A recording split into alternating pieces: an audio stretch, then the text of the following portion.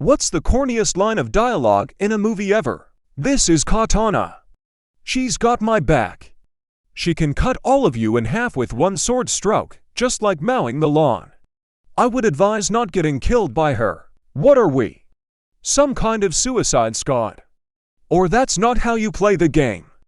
Game over. Too bad you shall die. From a TV show No Barry, we are the Flash. From a movie, I don't make love, I fuck hard. TV, but still Archie and Juvie. Archie, if we weren't here, we'd be in high school joining clubs, trying out for sports. Ghoulie, not me.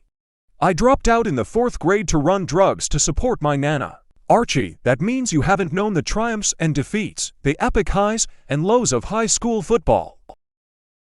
You're given the chance to go back in time and witness one mysterious event that remains disputed or unsolved.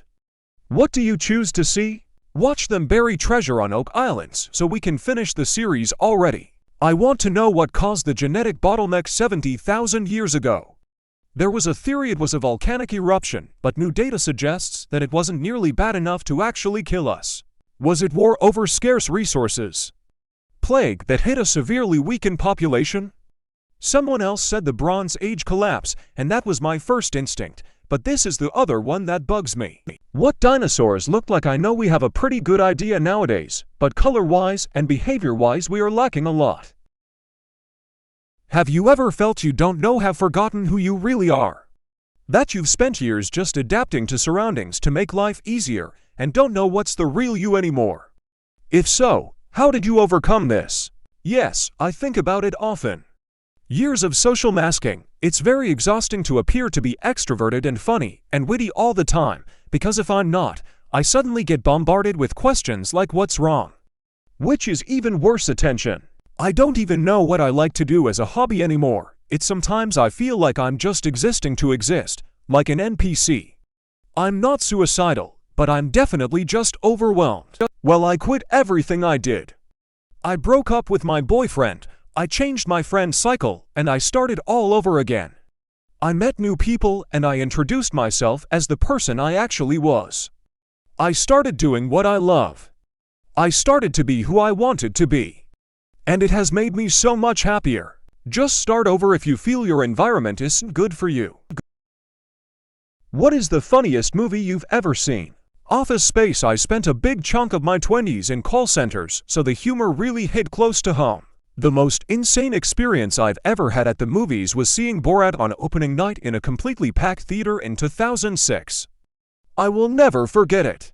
Naked Gun. Can't count on both hands how many times I've watched that movie. That's only because I can't count though. Blazing Saddles. I have absolutely no idea how many times I've watched it, yet I still laugh like a hyena every single time. Young Frankenstein. Frankenstein or Frankenstein?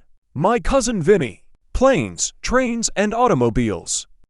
John Candy and Steve Martin are hysterical. Watch it every Thanksgiving. What does America do better than Europe? Make Gordon Ramsay mad. Mexican food.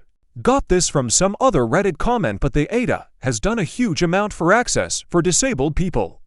Buildings in Europe are often old, and codes are far less stringent. Win Super Bowls. Air conditioning. National parks. It always amazes me how well the US does these. They strike the perfect balance between conservation and recreation. Free and plentiful toilets everywhere. Paying to use the bathroom is an abomination. Edit people underneath, literally using the warped logic for paid toilets that Americans use to justify their tipping culture. Cleaners should get paid to do their job, and it shouldn't come directly from the €50 €1 coughed out of each individual who is busting to pee in public. It's like you guys are completely opposite when it comes to mandatory tipping versus mandatory paying to use toilets. Come to Japan or Australia or another first world country where toilets can be clean and plentiful. Free.